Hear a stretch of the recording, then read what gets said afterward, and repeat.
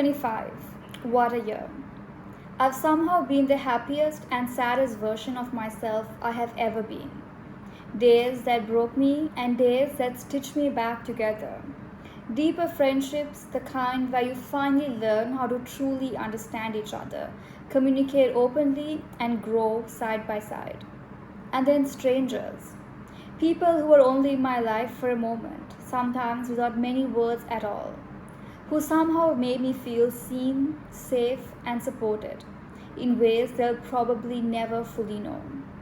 Relationships where we showed up for each other quietly without realizing the impact we were having, but somehow it meant everything. Stepping in 2025, I had this gut feeling that it was going to be different, something special. I really believed this was finally the year where all the pieces would fall into place, where I'd achieve the things I needed to achieve to become the best version of myself and live the life I've always dreamt of. I don't know if it's just my algorithm, but from what I've seen online, 2025 wasn't everyone's best year. Or maybe it was only Alice Waters.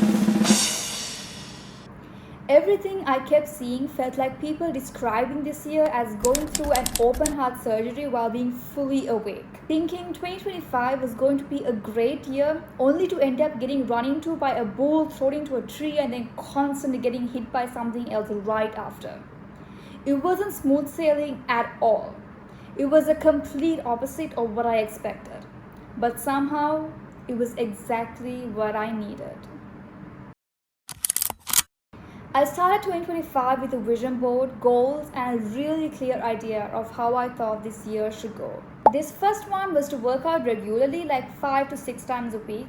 That didn't happen in the way I planned. I wasn't as consistent at the gym as I wanted to be, but I did find a new form of movement that I completely fell in love with, which was Pilates.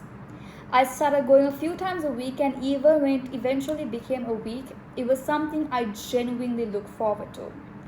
Of course, I had to enjoy the one workout that's on the more expensive side. Couldn't I have fallen in love with running or something that's actually free? And on a side note, I did sign up to be a certified Pilates instructor, and I start my program in January, and it's going on for like 4 months.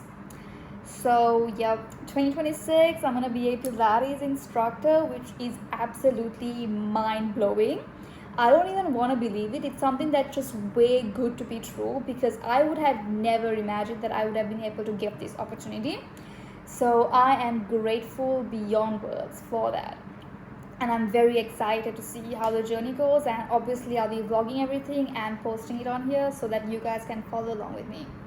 Anyways, this one was to cook more meals at home. I did it consistently for about 2 weeks at the start of the semester, and then life got busy and cooking became the last thing I wanted to do.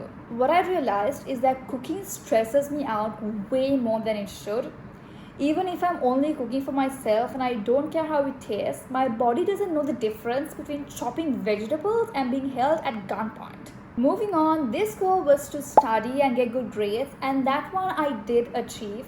I completed my first year of university with a first class and a Dean's List award, which I'm really proud of. These goals were more focused on YouTube. One was to get monetized, which didn't happen. The other was to reach 100,000 subscribers, which also didn't happen, but this one, to film, actually did. I filmed close to 40 videos this year that I still haven't posted. I love filming, but I absolutely hate editing. So most of the times you'll see things long after they've happened. But something shifted towards the end of the year.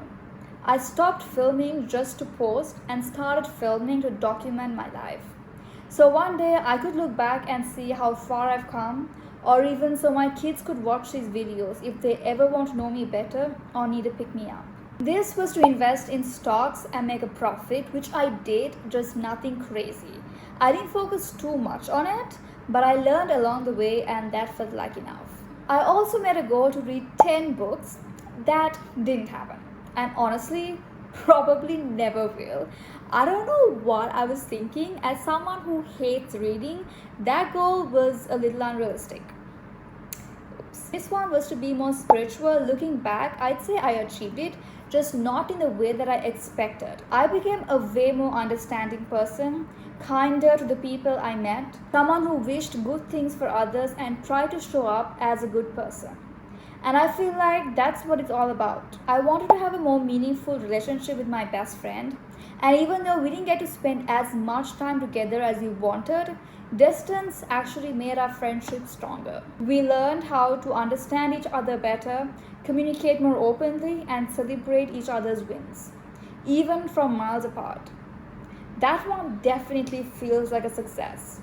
Lastly, I wanted to fix my sleep schedule, which wasn't very realistic considering I spent half the year in one time zone and the rest in another.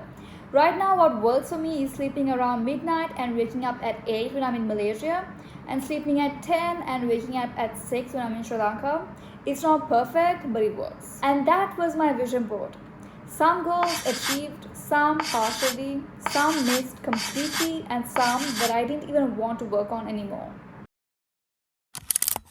And looking back at my vision board, the lists of goals, the pictures, the 12 wishes I made under the table while eating grapes, I didn't achieve any of it, but I did achieve so much more than I could ever confine into bullet points on my notes app or images on a vision board. In the last couple of days, when I went back and looked at the goals I had written for myself, there was no going back and changing anything.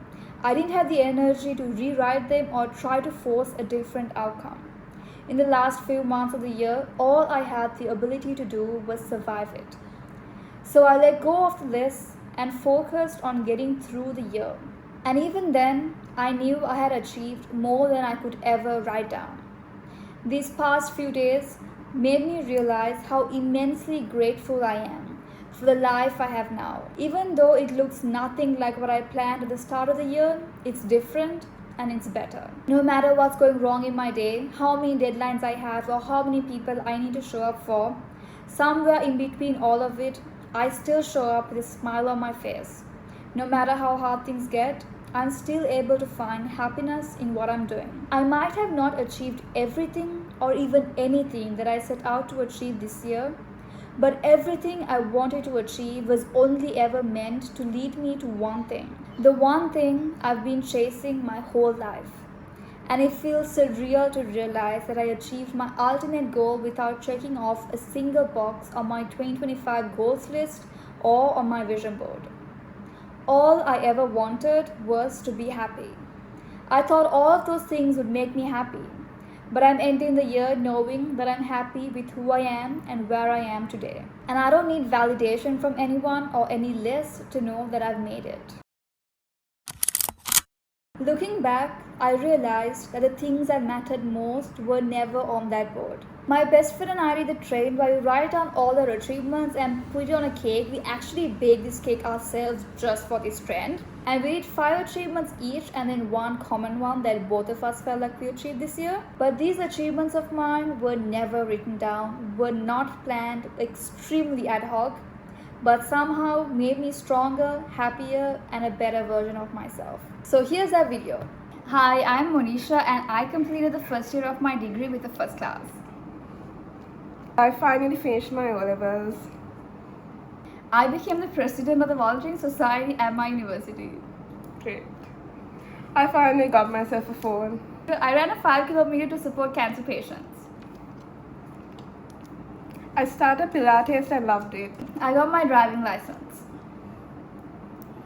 Took my first step towards my dream career. I'm finally happy. Learned to come into peace with myself. Together, we improved our social skills and we went from being complete introverts to having meaningful conversations with strangers. And we're very proud of ourselves for everything we accomplished this year. Great. Yay! If there's one thing I'm taking away from 2025, it's that life is never going to go the way you want it to or the way you think it has to get to where you're meant to be. It's definitely not going to go the way you plan it, but somehow it turns out better than you could have ever imagined, and it quietly prepares you for the life you're actually supposed to live. And one day, just one day, it will all start to make sense. So keep showing up day after day, even when it's hard, even when you can't see the light at the end of the tunnel. Take as much time as you need, a day, a week, a month, or even a year. But don't give up on yourself.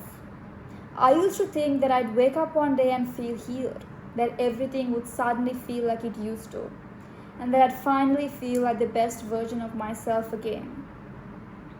I kept showing up, hoping that maybe, even for a second, I'd feel that version of me, to the point where I didn't even want to sleep because I didn't want to miss it.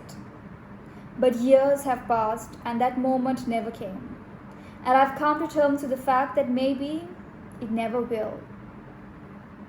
So instead of waiting for that version of me, I'm focusing on creating a new one, the version of myself that future me will need. I'm far from healed. There are still things I think about, things I revisit, things I'm learning to accept. But the way I approach them now, the way I accept that they happen for a reason, come to terms with them, and keep moving forward, has made me who I am today. And I wouldn't trade that for anything. The things I went through made me kinder, more understanding, more aware of how much people carry with them. Seeing people like Alex thrive despite their past reminds me to not take life too seriously, because you never know when your last day is going to be. So make it something worth watching. Be a good person.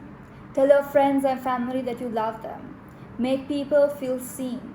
Appreciate people just for showing up. And if that's cringe, then so be it.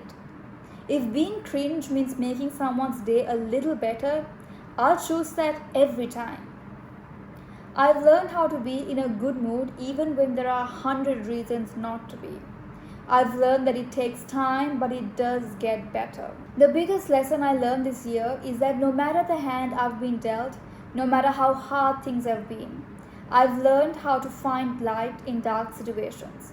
I've learned how to laugh at things that could have made me miserable, including myself.